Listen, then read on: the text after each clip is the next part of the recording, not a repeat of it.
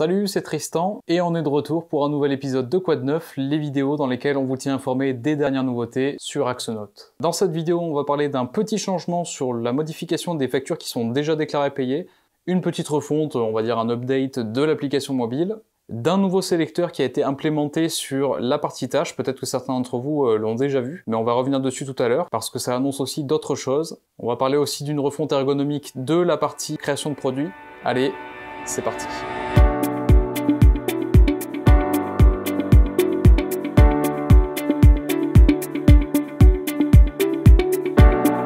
Donc, première news, la modification des factures payées. Alors avant, quand vous souhaitiez modifier une facture qui avait déjà un paiement associé, vous étiez obligé de supprimer d'abord le paiement pour pouvoir ensuite modifier la facture en question. Désormais, on a implémenté une pop-up qui vous avertit qu'il y a effectivement un paiement sur la facture, mais si vous mettez oui sur la pop-up, eh bien le paiement va sauter automatiquement. Et donc après, bien sûr, vous pourrez refaire le rapprochement bancaire ou alors redéclarer le paiement sur la facture en question, une fois que vous aurez fini vos modifications. Ok, deuxième news, petit update au niveau de l'application mobile, que ce soit pour l'application iOS ou l'application Android.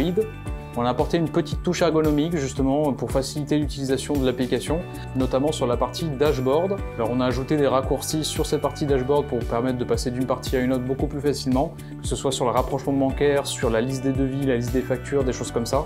On a également apporté divers petits fixes sur des tags de champs de recherche par exemple. Voilà, il y a eu des petites corrections sur plusieurs écrans que je ne vais pas détailler parce qu'il y en a quand même pas mal. Et il y a eu aussi un petit affinage de ce qu'on appelle les cards, c'est-à-dire tout ce qui forme le tableau en fait dans le répertoire.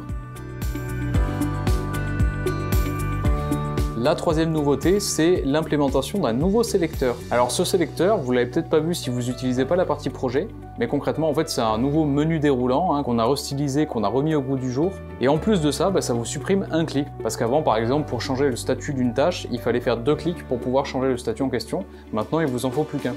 Et ça c'est quand même super chouette. Et là où c'est intéressant, c'est que ça c'est un premier test, et il y a plusieurs écrans qui reprennent ce même menu déroulant. Et bien sachez que à l'avenir, on va déployer ce nouveau sélecteur sur ces différentes parties-là. Je pense notamment au ticketing.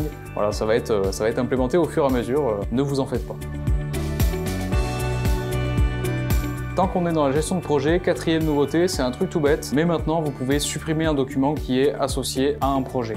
Avant c'était pas possible, il n'y avait pas de bouton pour supprimer votre document, et bien maintenant sachez qu'on peut le faire.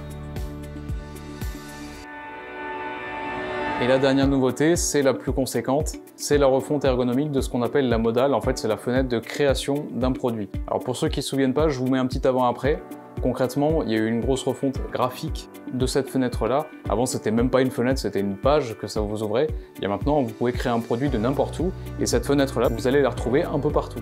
Et ce qui est sympa, c'est que vous pouvez rajouter des petites photos sur votre produit et la lisibilité va être beaucoup plus claire normalement. Une chose qui a été implémentée avec cette nouvelle fenêtre, et je l'annonçais déjà dans les précédentes vidéos, sur la nouvelle fenêtre, ce qu'on veut, c'est afficher les informations les plus basiques pour aller droit au but. De sorte à ce que si vous avez envie de créer un produit sans vous casser la tête, et au moins vous n'avez pas 36 champs à remplir. Ce qui est quand même une belle avancée en termes d'ergonomie. Maintenant, pour les personnes qui ont besoin de compléter tous les champs lors de la création d'un produit, on a implémenté un petit bouton mode avancé en haut à droite. Et bien pensez bien à activer ce mode avancé.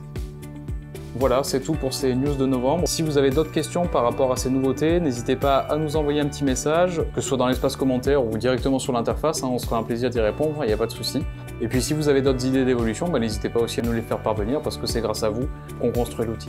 Si vous voulez vous tenir informé des dernières news, eh bien vous savez ce qu'il vous reste à faire, vous abonner à la chaîne YouTube. On a pas mal de vidéos qui sortent en ce moment, notamment des vidéos sur les intégrations, des intégrations avec des outils que peut-être vous êtes susceptibles d'utiliser. Je pense par exemple à des intégrations avec Livestorm, avec Google Forms, avec Google Drive pour enregistrer automatiquement ses factures. Bref, il y a pas mal de petites automatisations bien sympas à mettre en place. Et dans cette série de vidéos qu'on fait chaque mardi, on vous explique concrètement comment mettre en place ces petites intégrations. Allez, je vous en dis pas plus. Merci d'avoir regardé la vidéo et puis moi je vous dis à la prochaine pour un nouveau Quoi de neuf. Allez, ciao!